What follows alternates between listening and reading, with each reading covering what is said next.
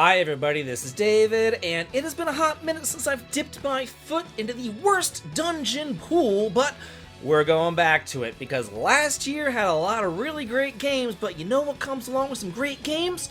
Some really frickin' shitty dungeons. And today I want to talk about all the worst dungeons that were in the best games of last year. And I do think that that's worth a sub, as I do try my hardest to 100,000 subscribers. With your help, your like, and your sub, I just know that I can get there. I am hoping that this will become like an annual, yearly series. I had something like 6 or something videos going over terrible dungeons that I used to do in the past, and I will link those down below in the video description, so do be sure to check those out. But let's look now at last year's worst dungeons. We're going to be starting off with one of the best games of the year, Visions of Mana and the Gayangaming Mines. Here's the deal with Visions of Mana. It's an action RPG, so I expect there to be fast-paced action. I'm expecting to be moving my asses and elbows at all times, constantly fighting and exploring, and going off into different areas and regions and seeing what's around every turn. And for the most part, Visions of Mana does let me do that. That is, until you come into these godforsaken mines, because then the game just becomes like crashing down to a standstill. First, just in order to get into these mines, you have to use the gnome shovel on all these stupid golems that move at a snail's pace. And then you have to use them to go on over and smash down the obstacles, and then smash the little statue just in order to get to the next point. Then, when you finally go down to the mines itself, it's the exact same thing, over and over and over again. You have to go to 4 different areas and smash down 4 different obstacles, and take that slow-ass golem every single time. It's just so painfully boring, linear, slow, and awful. Thankfully though, after this place, they hardly ever use the golems again. Number 6, Dragon Quest III HD 2D Remake, Zoma's Citadel.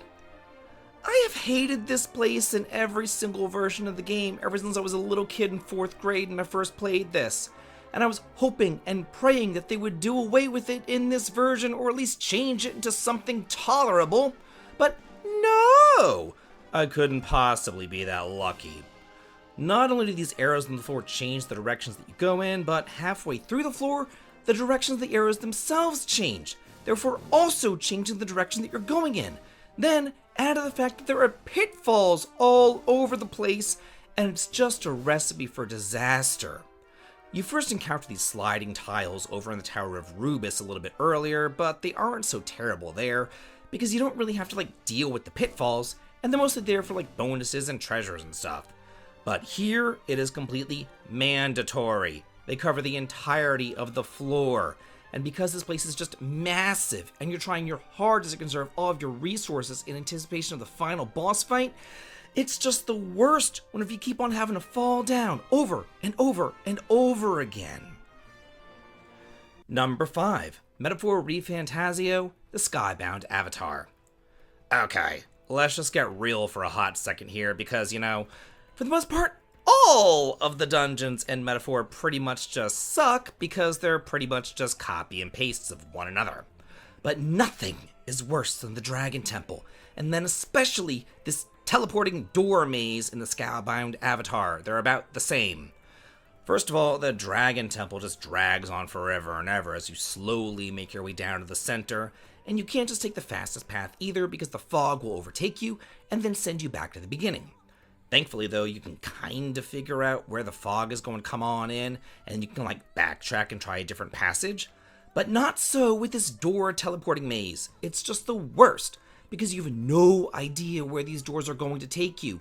There's no rhyme or reason to it at all, and it just becomes an endless game of trial and error, hoping and praying that the next door that you go through is the correct door.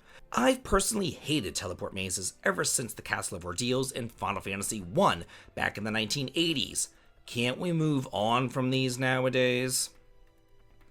Number 4, from Phantasy Neo Dimension, we have Shangri-La. First things first, I've gotta say, the worst part really of Phantasy Neo Dimension are those boss fights in the second part. You know, the ones that force you to use a very specific strategy, and if you don't use that one specific strategy and equip those one specific gems, you just die, and that's the end of that? I would love to talk more about that, but we're not talking about boss fights here. We're talking about horrible dungeons. And this one here definitely takes the cake, because it's filled to the brim with 7 total horrible boss fights, as well as a boatload of backtracking, as you constantly activate crystals to change the elemental weather, and then change your path forward. And it wouldn't be so bad if you just had to like alternate between maybe like rain and sunshine, but no! There's thunderstorms, snowstorms, and sandstorms, you name it, there's a storm for it. And God forbid you accidentally get into one of the boss fights while they're powered up on your weekend, because just like all the other boss fights in the game, that would be an instant death. So you have to go through the puzzle, and then go back, and then change the weather to solve the puzzle, but then go back again to change the weather to the opposite of what you were just using, and then use the shortcut that you activated to go over to the boss fight, and then fight him so you can actually beat him. It is such a freaking slog, you do it like 12 times, it's awful. Then there's number 3 from Romancing Saga 2 Revenge of the Seven, the Gelid Ruins.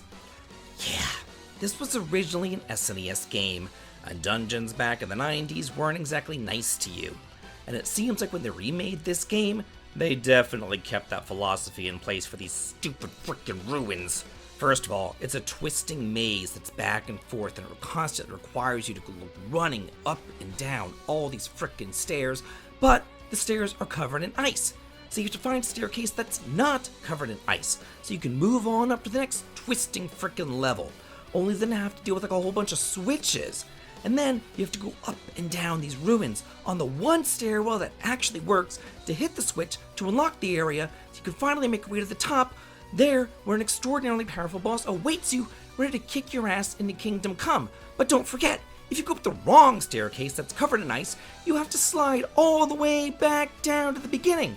And did I mention that half the switches that you hit are fakes, ready to summon monsters on top of you?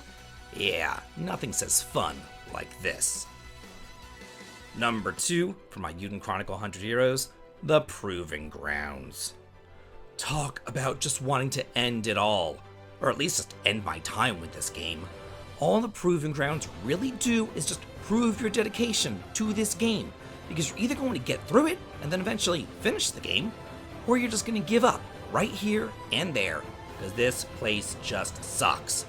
It's one of those rotating dungeons with a ton of looping and backtracking, where you're constantly going back to hit the switch to see like, hey, did I rotate the dungeon in the proper way to make like 1 more inch of progress? And God forbid if you want to get all the treasures in here, because you'll be rotating for hours. Then, to top it off, you have these random battles all the time with these stupid frickin' spheres, and they'll self-destruct and explode right in your face. They're ridiculously fast, and they have just enough HP to not get one-shot by you, pretty much ensuring that they end up one-shotting someone in your party every single battle. Whoever designed this place needs to go straight to hell.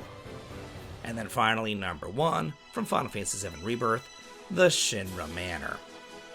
On a good day, I hate Cait Sith. On a bad day, I want to strangle the stupid cat. And I know that this remake did try their best to make you sympathize with him, but that's so hard to do when they make you go through the absolute worst dungeon in the entire game using only him. Oh, and did I mention that this part is completely 100% made up? Because in the original game, it didn't exist, so they purposely created this and designed it just to piss you off. Because instead of actually getting to, explore the interesting Shinra Manor like you did in the first game, you just get another generic Shinra facility. It was such a missed opportunity. And don't even get me started on the elevator instead of the spiral staircase, like, give me a break. But the worst of the worst is this box throwing, where Cait Sith just moves at a glacial pace, and you can't aim worth a shit, or at least, I can't. Why they took one of the most iconic and fascinating dungeons in the original game and then completely trashed it and got rid of it and instead turned it into this generic nightmare fuel, I will never know. So that's it for the worst parts of the best modern games. So now I gotta ask y'all, what modern games have you played this year where you really just hated this one particular part? Let me know those that parts. Oh, I got to that part and it sucked. Let me know because I want to hear all about it. We can all talk and chat about it in the comments. And if you like this video, here's another video that I really do think that you're going to enjoy, so do be sure to check that out. And as always, if you like this, please leave a like and a comment. It helps me out a ton, and have a good day.